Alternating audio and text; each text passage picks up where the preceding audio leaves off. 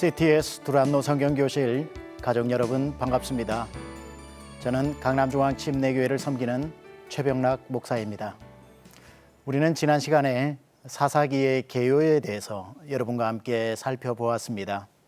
오늘날의 시대와 너무나도 닮아 있는 사사기 시대, 절대적 진리가 상실되어져서 모든 사람들이 자기가 스스로 만든 진리를 쫓아가고 있는 오늘날의 모습과 이스라엘의 왕이 없으므로 백성들이 각각 자기 소견에 옳은 대로 살아가는, 그러므로 말미암아 빚어지는 문제들에 대해서 우리가 지난 개요를 통해 1장에서 3장까지를 놓고 왜 사사시대에 그렇게 백성들이 하나님을 떠날 수밖에 없었는지에 대해서 여러분하고 살펴보았습니다. 하나님은 어떤 경우에도 부르짖는 백성을 버리는 법이 없습니다. 아무리 죄 가운데 빠져 있어도 우리가 또 하나님의 얼굴을 구하고 악한 길에서 떠나 하나님께 기도하면 하나님은 틀림없이 또 사람을 세워 우리를 압제에서 고통에서 건져주시는 선하신 하나님이시고, 하나님은 진노 중에라도 절대로 긍휼을 잃지 않는 분이십니다. 하나님께서 진노하신다고 해도 우리가 하나님을 떠나서 안 되는 것은 그 진노는 하나님이 오라고 부르시는 부드러운 또 다른 음성이라고 우리가 알아듣고 하나님께로 나아가 기도하고 부르짖으면 하나님은 언제 그랬냐는 듯이 우리를 문제 가운데서 반드시 건져주실 것입니다. 그것을 반복해서 말씀하고 있는 게 바로 이 사사기의 이야기입니다. 자, 이스라엘 백성들이 하나님을 떠나서 범죄함으로 말미암아 하나님께서 또 한 나라를 강성케 하여 이 이스라엘 사람들을 징벌하게 되십니다. 첫 번째, 오늘 사사를 하나님께서 세우시는데 그 주인공이 온니엘이라고 하는 사사입니다. 저는 이번 시간에 온니엘과 또 두 번째 사사인 에훗에 대해서 여러분과 함께 살펴보면서 그 속에 있는 메시지를 가지고 은혜 나누고자 합니다. 먼저 온니엘의 이야기가 3장 7절에서 11절까지 나오고 있습니다. 온니엘, 엘이죠. 뜻을 해석하자면 하나님의 힘이라는 뜻입니다. 정말 멋있는 이름입니다. 온니엘, 이름 자체가 하나님의 힘, 자기의 힘으로 살아간 사람이 아니라 하나님의 힘을 덧입어서 살아가는 사람. 이름은 우리가 다 달라도 우리의 별명만큼은 온니엘이 되면 어떨까 하는 생각을 가져봅니다. 그는 유다 지파에 속해 있었던 사람입니다. 유다 지파에 속해 있었던 온니엘이었고, 우리 1장에 보면은 이 온니엘의 이야기가 나오고 여호수아서에도 똑같은 이야기가 등장하고 있는데 바로 갈렙이라고 하는 사람의 사위입니다. 갈렙의 사위가 온니엘이죠. 그러니 우리가 뭘 생각할 수 있습니까? 여호수아 가나안 정복 전쟁에 참여했던 유일한 사사 중에 한 명이었다라는 겁니다. 이스라엘의 첫 번째 사사이면서 요즘 표현을 빌리자면 낀 세대라고 해야 할까요? 여호수아와 함께 전쟁에 참여했던 사람들이 다 죽고 그 후에 일어난 다른 세대가 하나님을 모르고 하나님이 행하신 일도 몰라서 마음대로 길을 행하고 있을 때에 하나님의 전쟁, 여호수아 정복 전쟁에 참여한 마지막 세대, 그러면서 첫 번째 사사가 온니엘이라는 사실입니다. 그의 위치는 굉장히 선조의 복음을 그 후대에게 전해주는 가교의 역할로서 상당한 중요한 위치에 있다고 봐야 합니다. 그는 유다 지파에 속해 있던 사람이고 사사기 1장에 보면은 가장 먼저 정복 전쟁에 나선 부족이 유다 지파입니다. 그런데 이 유다 지파가 구산 리사다임에 의해서 8년 동안 압제를 당하게 됩니다. 그 이야기가 7절과 3장 7절 8절에 기록되어져 있습니다. 이스라엘 자손이 여호와의 목전에 악을 행하여 자기들의 하나님 여호와를 잊어버리고 바알들과 아세라를 섬긴지라. 여호와께서 이스라엘에게 진노하사 그들을 메소보다미아 왕 구산 리사다임의 손에 파셨으므로 이스라엘 자손이 구산 리사다임을 8년 동안 섬겼더니, 이렇게 나옵니다. 이스라엘과 가까이에 있는 아람 지역의 두 개의 강이 만나는 지역을 중심으로 세력을 확장했던 구산 리사다임이다. 이렇게 보는 것이 합당할 것 같고, 그 압제가 얼마나 강성한지 8년을 압제했다고 그럽니다. 자, 이 압제 가운데에서 백성들이 도저히 그 고통을 이기지 못해서 하나님 앞에 부르짖었다. 이스라엘 9절에 이스라엘 자손이 여호와께 부르짖음에 여호와께서 이스라엘 자손을 위하여 한 구원자를 세워 그들을 구원하게 하시니 그는 곧 갈렙의 아우 그나스의 아들 온니엘이라. 바로 갈렙의 조카이면서 사위였던 온니엘을 일으켜 하나님께서 구원 작전에 돌입하게 됩니다. 그런데 그들의 압제와 하나님이 온니엘을 세우시는 사이에 중요한 하나의 단어가 등장합니다. 그들이 하나님 앞에 부르짖음에, 여호와께 부르짖음에, 자크라고 하는 단어입니다. 자크, 하나님 앞에 부르짖다. 하나님은 어떤 음성에 가장 취약하실까? 부르짖음에 취약하십니다. 우리의 눈물에 약하시고 우리의 부르짖음을 절대로 외면하지 않습니다. 혹시 이 방송을 보시는 분 아주 힘든 상황 가운데 계신가요? It's time to cry out. 부르짖을 시간이 되었습니다. 자크, 하나님, 내 상황이 지금 이러합니다. 아무데도 소망 없어 하나님 앞에 부르짖으오니 하나님 나를 불쌍히 여겨달라는 그 부르짖음의 기도는, 다른 기도는 몰라도 하나님은 절대로 외면하지 않으십니다. 그래서 성경에 예레미야 33장 3절에도 너는 나에게 속삭여라 라고 말씀하지 않으시고 너는 내게 부르짖으라고 말씀하십니다. 내가 내게 응답하리라 주님 말씀하셨죠. 이스라엘 백성들은 이 구산 리사다임의 통치하에 부르짖었던 것이고, 하나님은 그 부르짖음을 외면하지 않으시고 바로 이 온니엘을 구원자로 세워주신 겁니다. 아까 말씀드렸다시피 이 온니엘의 위치를 한번 생각해 보면 굉장히 중요한 가교적 역할이다 그랬습니다. 부모 세대로부터 받은 믿음을 후세대로 전달해 주는 역할. 오늘날 우리 한국교회가 지금 많은 새로운 하나님을 알지 못하는 자녀 세대들이 일어나고 있는데, 이 방송을 보고 계시는 분들이 부모의 세대라면 반드시 여러분의 믿음을 다음 세대로 이어주는 가교의 역할을 성실히 감당해야 하리라 생각합니다. 유일하게 온니엘은 전쟁을 알았던 사사입니다. 하나님의 역사하심을 눈으로 보았던 사람이고 정복 전쟁에 칼을 들고 나아가 함께 갈렙과 싸웠던 그러한 역사의 산 증인이라고 말할 수 있습니다. 자, 이 온니엘의 이야기는 그 역할에 비해서 길게 기록되어져 있지 않습니다. 3장 7절에서 11절까지 기록되어져 있는데 10절부터 11절을 읽고 여기에 대한 설명을 잠시 드리겠습니다. 여호와의 영이 그에게 임하셨으므로 그가 이스라엘의 사사가 되어 나아가서 싸울 때에 여호와께서 메소포타미아 왕 구산 리사다임을 그의 손에 넘겨주심에 온니엘의 손이 구산 리사다임을 이기니라. 그 땅이 평온한 지 40년에 그나스의 아들 온니엘이 죽었더라. 저는 여기 수치를 보면 참 재미있는 한 가지를 발견하게 됩니다. 고통은 8년, 하나님께 부르짖었더니 평화는 40년. 하나님은 진노 중에라도 긍휼을 잃지 않으실 뿐 아니라 우리의 고통을 넘어선 하나님의 축복의 시간들이 길다라는 것, 우리에게 주시는 큰 소망이 아닐까 생각합니다.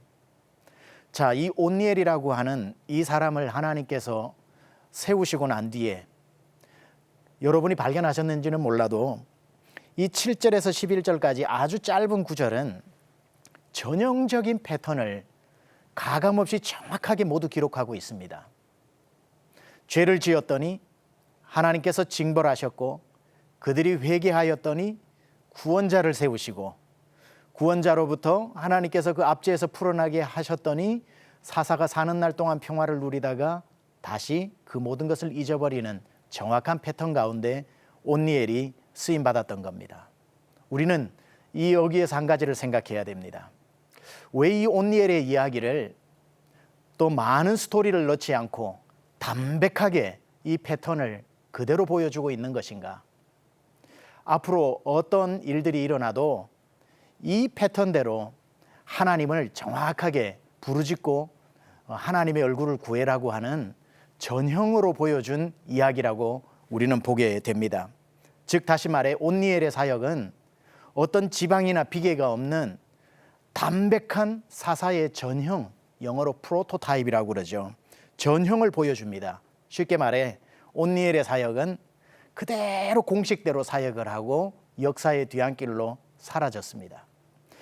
아시지 않습니까? 이제 앞으로 살펴보겠지만 다른 사사들의 이야기는 실수한 이야기도 나오고 눈살을 찌푸리는 이야기도 나오고 저러지 말아야 하는데라고 하는 안타까움도 있는데 온니엘의 이야기는 시작부터 끝까지 흠을 찾아볼 수가 없습니다.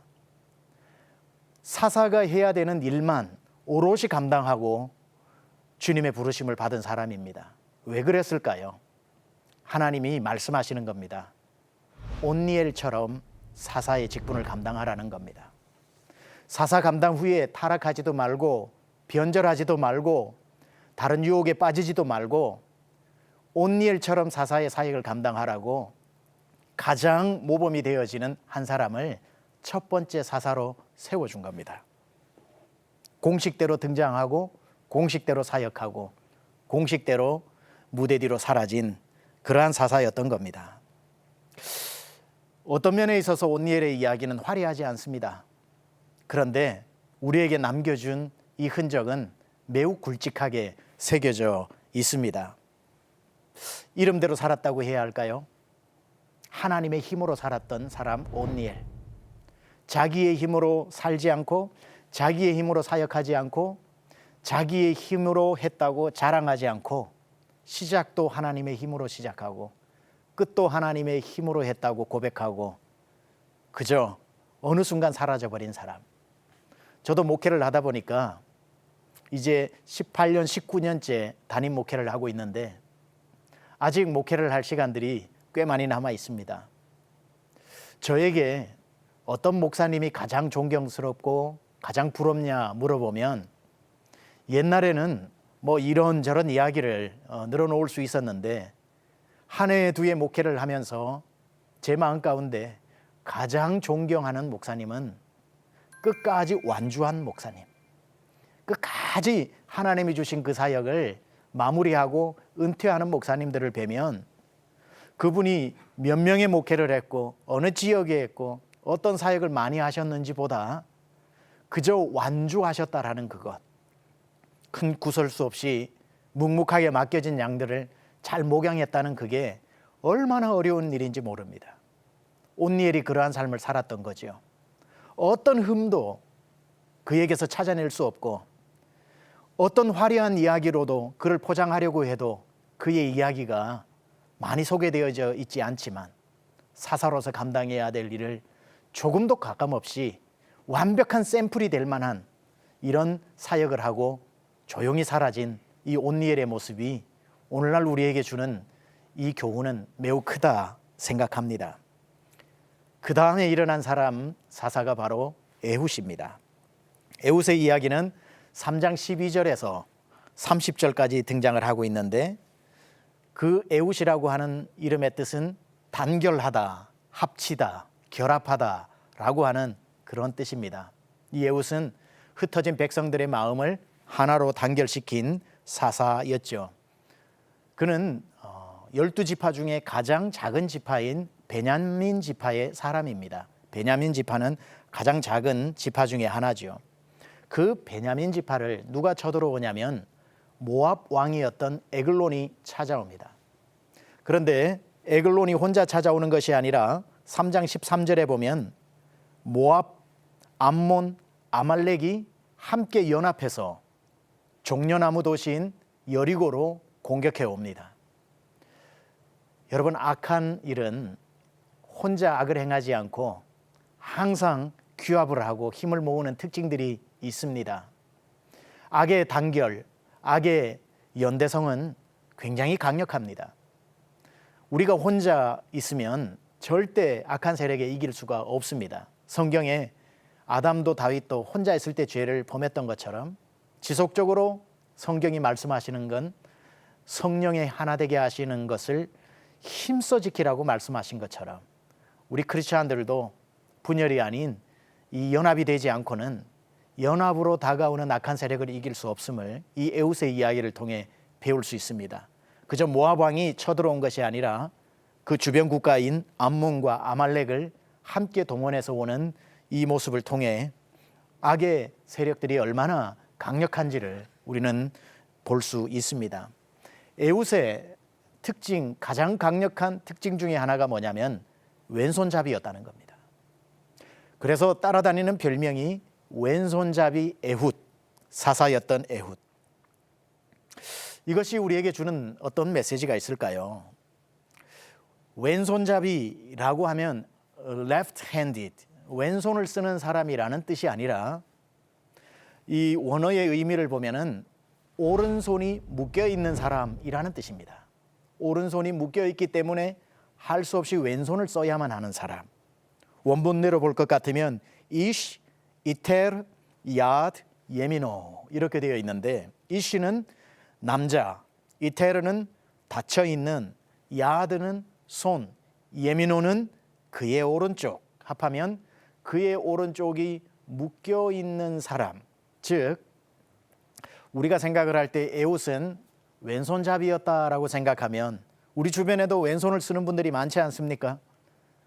그런데 우리 주변에 왼손을 쓰는 분들의 대부분은 양손을 다 잘 쓰지만 왼손을 특별히 잘 쓰는 사람을 이야기할 때 왼손잡이라고 이야기를 하는데 에웃은 그런 차원에 있어서 왼손잡이라는 뜻이 아니라 오른손을 쓸 수 없었던 불구의 사람이었다는 뜻입니다.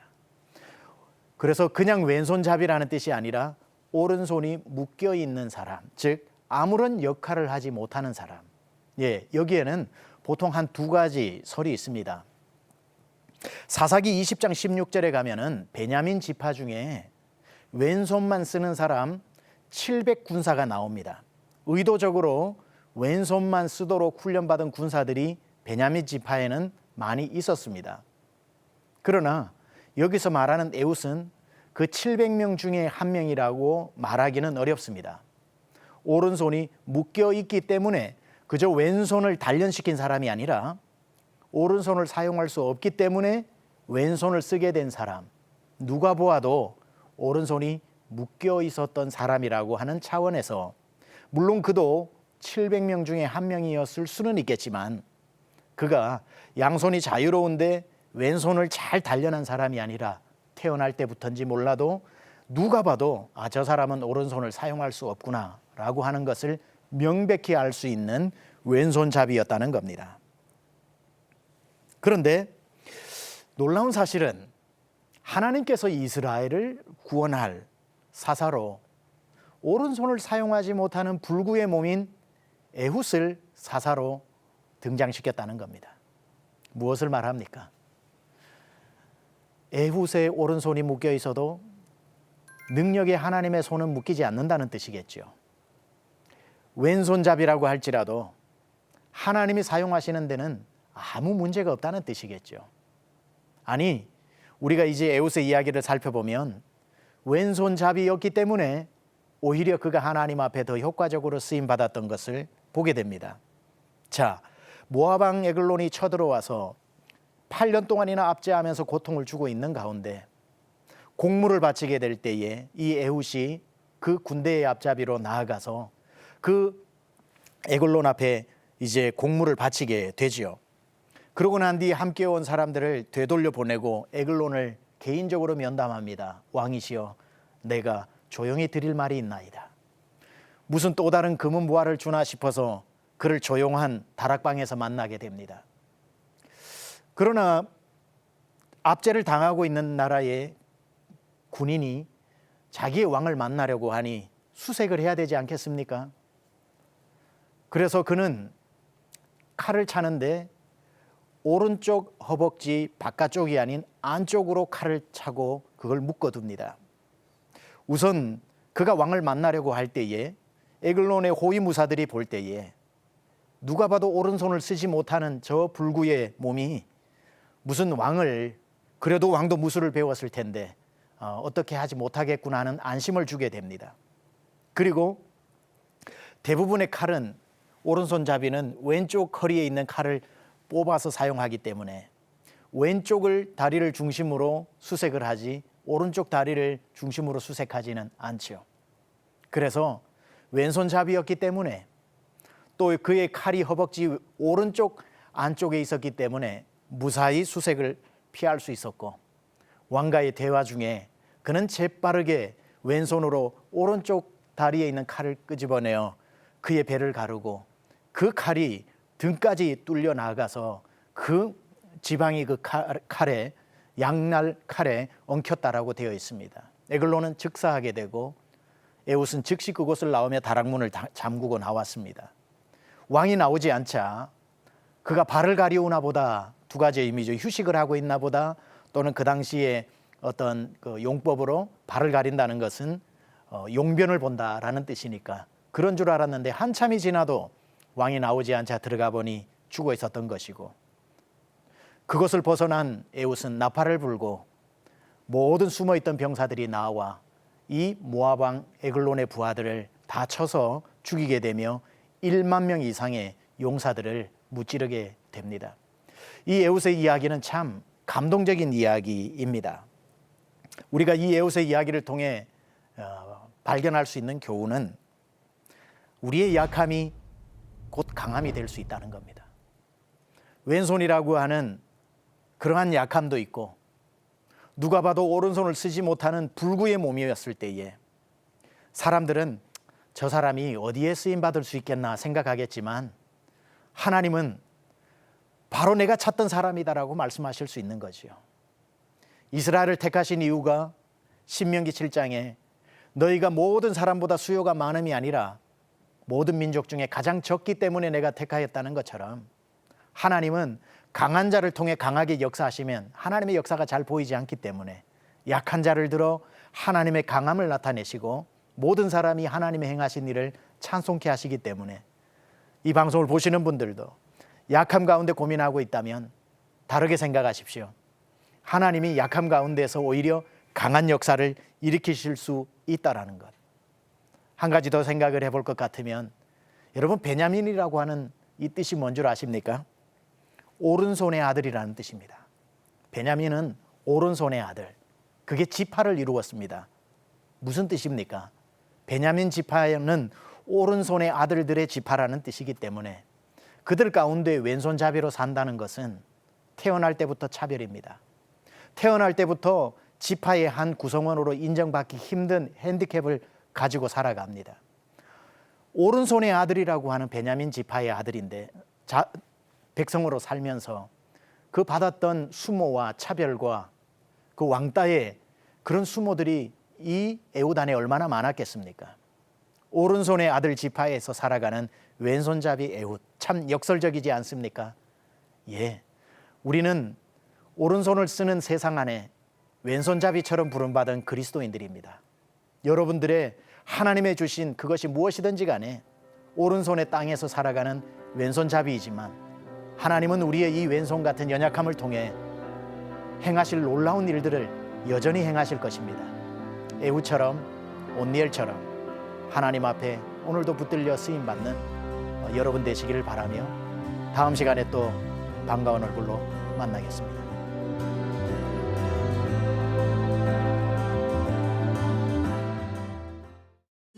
이 프로그램은 CTS 방송가족의 사랑과 후원으로 제작되었습니다.